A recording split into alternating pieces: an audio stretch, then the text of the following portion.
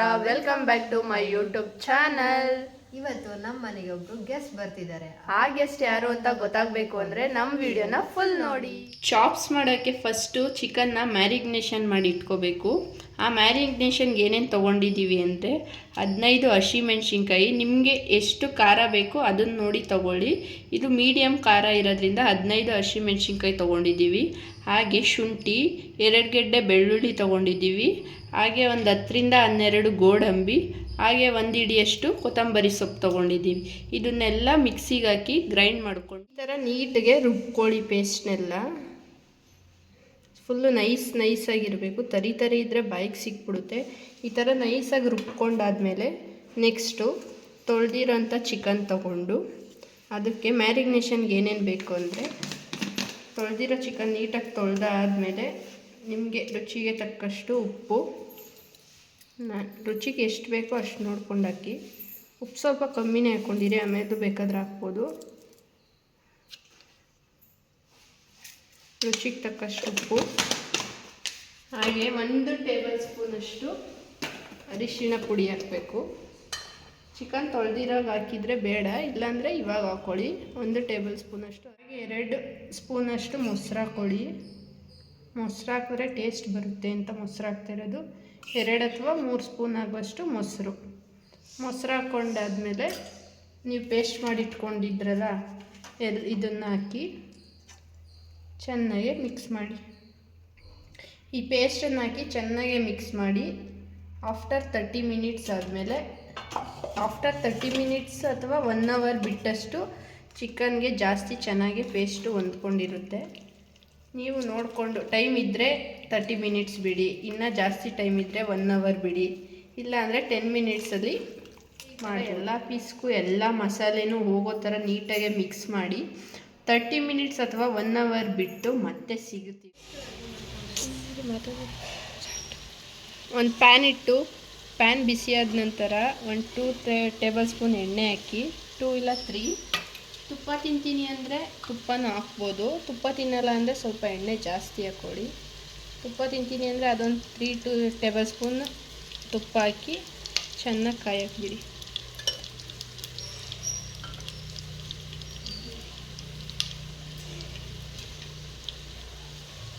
ಎಣ್ಣೆ ಕಾದ ನಂತರ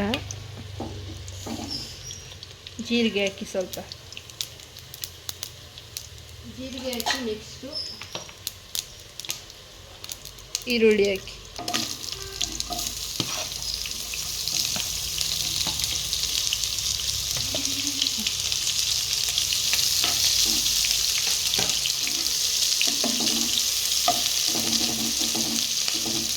ಈರುಳ್ಳಿ ಎಲ್ಲ ಗೋಲ್ಡನ್ ಬ್ರೌನ್ ಬರೋವರೆಗೂ ಚೆನ್ನಾಗಿ ಫ್ರೈ ಮಾಡಿ.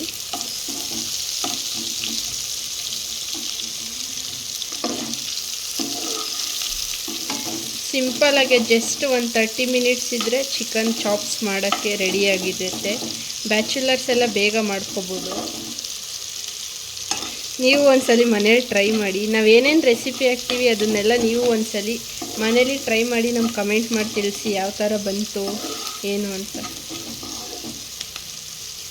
ಎಲ್ಲ ಚೆನ್ನಾಗಿ ಬ್ರೌನ್ ಕಲರ್ ಬರೋ ಗಂಟ ಫ್ರೈ ಮಾಡಿ.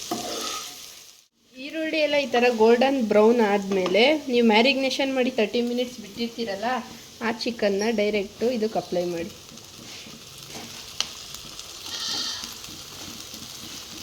ಲೋ ಫ್ಲೇಮಲ್ಲಿಟ್ಟು ಉರಿನ ಚಿಕನ್ನ ಈ ಥರ ಮ್ಯಾರಿಗ್ನೇಷನ್ ಮಾಡಿರೋದನ್ನೆಲ್ಲ ತೆಗ್ದು ಇದಕ್ಕೆ ಹಾಕಿ.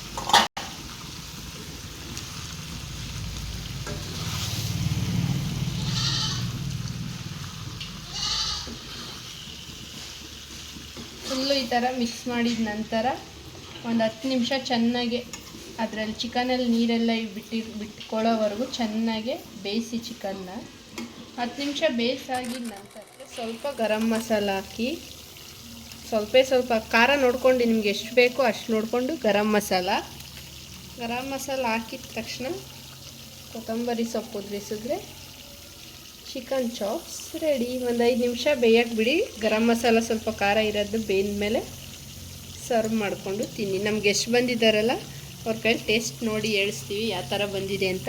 ನೀವು ಒಂದ್ಸಲಿ ಮನೇಲಿ ಟ್ರೈ ಮಾಡಿ. ಗೆಸ್ಟ್ ಬರ್ತಾರೆ ಅಂತ ಹೇಳಿದ್ವಲ್ಲ, ಆ ಗೆಸ್ಟ್ ಯಾರು ಅಂದರೆ ಇವರೇ. Hi, welcome to my channel Anusha. ಹಾಗೆ ಅವ್ರಿಗೋಸ್ಕರ ನಾವು ಸ್ಪೆಷಲ್ ರೆಸಿಪಿ ಟ್ರೈ ಮಾಡಿದ್ವಲ್ಲ, ಆ ರೆಸಿಪಿನ ಅವರು ಕೊಟ್ಟು ಟೇಸ್ಟ್ ಹೇಗಿದೆ ಅಂತ ಹೇಗಿದೆ ಅನುಷಾ ಬಿರಿಯಾನಿ? ಬಿರಿಯಾನಿ ಟೇಸ್ಟು ತುಂಬ ಚೆನ್ನಾಗಿದೆ, ಉಪ್ಪು ಖಾರ ಎಲ್ಲ ತುಂಬ ಚೆನ್ನಾಗಿದೆ. ಈ ಜನುಮವೇ ದೊರಕಿದೆ ರುಚಿ ಸವಿಯಲು. ಬೇಯಿಸ್ಬಿಟ್ಟಿದ್ದಾಳೆ ಚಿಕನ್ನ, ಅದು ಚೆನ್ನಾಗೈತೆ ನನಗೆ, ಆದರೂ ಬೇಯಿಸ್ಬಿಟ್ಟಿದ್ದಾಳೆ. ಸ್ಪೈಸಿ ಐತೆ ಫುಲ್ಲು. ಬೇಗ ಒಳಗಡೆ ಹೋಗಲಿ ಅಂತ ಬೇಯಿಸ್ತೆ ಫ್ರೆಂಡ್ಸ್. ತುಂಬ ಚೆನ್ನಾಗಿ ಮಾಡಿದ್ದಾಳೆ. ನೀವು ಒಂದ್ಸಲ ಮನೇಲಿ ಟ್ರೈ ಮಾಡಿ, ಹೇಗೆ ಬಂದಿದೆ ಅಂತ ಕಮೆಂಟ್ ಬಾಕ್ಸಲ್ಲಿ ತಿಳಿಸಿ. ಊಟ ಎಲ್ಲ ಮುಗಿಸಿ ಮನೇಲಿ ಸ್ವಲ್ಪ ರೆಸ್ಟ್ ಮಾಡಿ ಇವಾಗ ಇವಳು ಮನೆಗೆ ಹೋಗೋ ಸಮಯ ಬಂದಿದೆ. ಅದಕ್ಕೆ ಇವಳನ್ನ ಕಳ್ಸ್ಕೊಡೋಣ ಅಂತ ಟೌನಿಗೆ ಬಂದಿದ್ವಿ. ಹಾಗೆ ಇವಳು ಜ್ಯೂಸ್ ಕುಡಿಬೇಕು ಅಂದ್ಲು, ಅದಕ್ಕೆ ಮಯೂರ ಬೇಕ್ರಿ ಕರ್ಕೊಬಂದು ಜ್ಯೂಸ್ ಕುಡಿಸ್ತಾ ಇದ್ದೀವಿ. ಜ್ಯೂಸ್ ಕುಡ್ದಾಯ್ತು. ನೆಕ್ಸ್ಟ್ ಸ್ಟಾಪ್ ಬಂದು ಬಟ್ಟೆ ಅಂಗಡಿಗೆ ಬಂದಿದ್ದೀವಿ. ಇವರಿಬ್ರು ಬಟ್ಟೆ ತಗೋಬೇಕು ಅಂತ ಬಂದಿದ್ದಾರೆ. ಇವರಿಬ್ರು ಮಾತ್ರ ಬಟ್ಟೆ ತಗೋತಿದ್ದಾರೆ ನೋಡಿ ಫ್ರೆಂಡ್ಸ್. ಈ ಥರ ಫ್ರೆಂಡ್ಸ್ ಯಾರು ಮಾಡ್ಕೋಬೇಡಿ. ಇವರೇ ಬಟ್ಟೆ ಅಂಗಡಿ ಓನರ್ ಬಂದ್ಬಿಟ್ಟು ಹಾಯ್ ಮಾಡಿ ಅಣ್ಣ. ಒಳ್ಳೊಳ್ಳೆ ಕಲೆಕ್ಷನ್ ಬಂದಿದೆ, ನೀವು ಬಂದು ವಿಸಿಟ್ ಮಾಡಿ ಒಂದ್ಸಲಿ ಅಂಗಡಿ. ಇವತ್ತಿನ ಲಾಗ್ ಇಷ್ಟ ಆಗಿದ್ರೆ ಲೈಕ್ ಮಾಡಿ, ಶೇರ್ ಮಾಡಿ, ಕಮೆಂಟ್ ಮಾಡಿ ಹಾಗೂ ನಮ್ಮ ಚಾನಲ್ನ ಸಬ್ಸ್ಕ್ರೈಬ್ ಮಾಡಿ. Thank you.